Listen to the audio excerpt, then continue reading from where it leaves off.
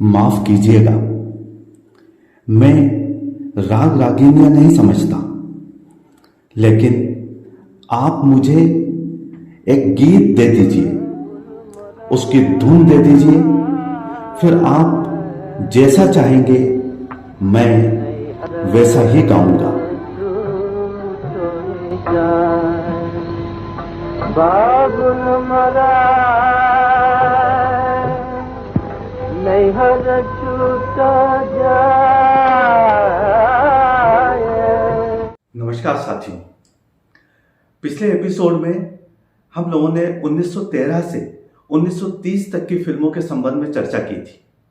आज हम लोग 1931 से 1940 तक की फिल्मों के बारे में चर्चा करेंगे।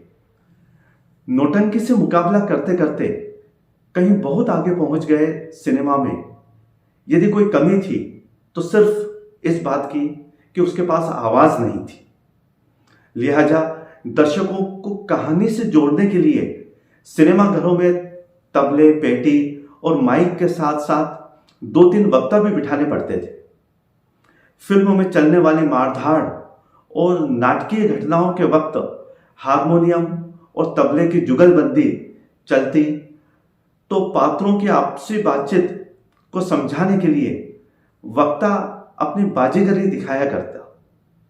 हद तो तब हो जाती थी जब छोटे मोटे गांव खेड़ों में लड़ाई झगड़े के जो दृश्य होते थे उसमें वो खुलेआम गालियों की बौछार करने लगते थे। वैसे एक बात और है कि ये गालियों की बौछार आजकल हम OTT प्लेटफॉर्म पर लगातार देख रहे हैं।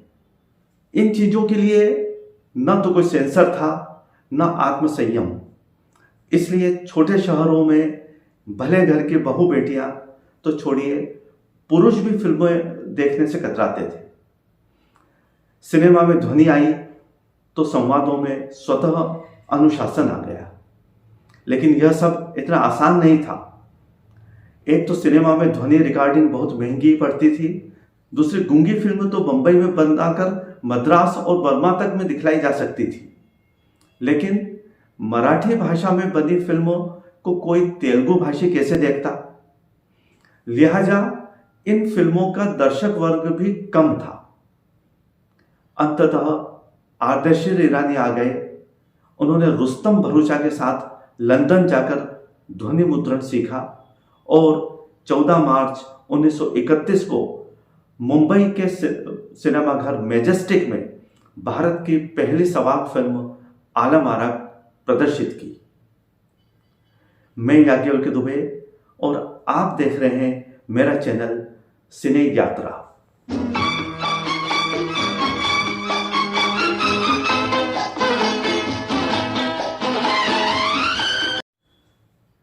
इसी के साथ भारत में बोलती फिल्मों का युग आरंभ हुआ।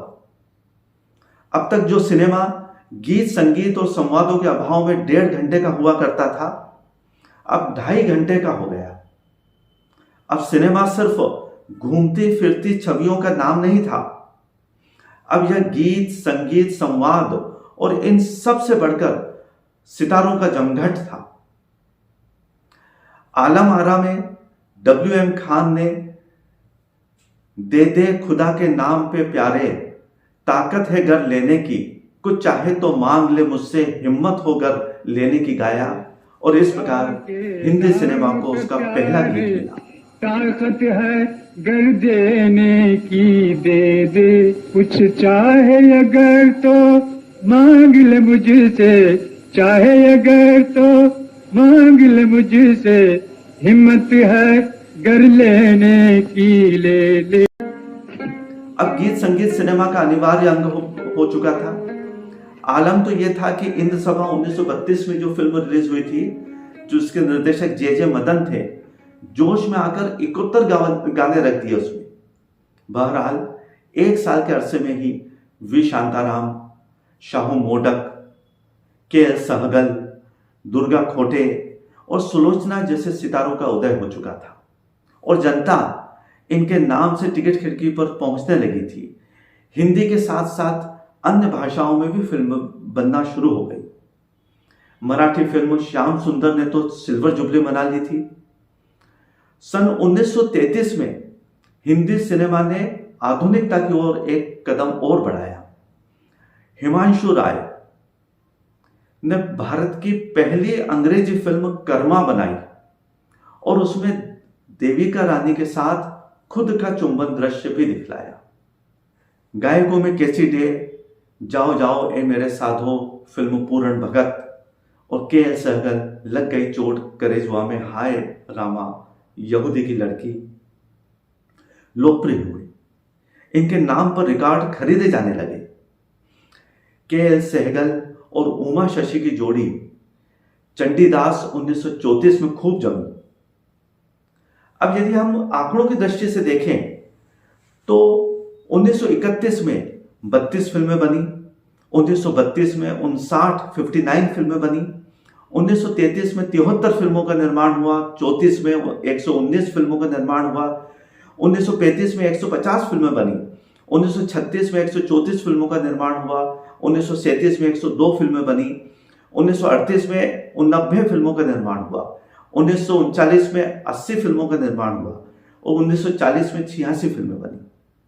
इस तरीके से इन फिल्मों का निर्माण हुआ। अब हम अगले प्रसंग में, अगले एपिसोड में इन वर्षों की सन 1931 से 1940 तक की जो फिल्में हैं उनके ऊपर हम प्रकाश डालेंगे कि कौन कौन सी फिल्में विशेष रूप से सफल हुई थी और कौन कौन सी फिल्मों को दर्शकों ने बहुत पसंद किया था।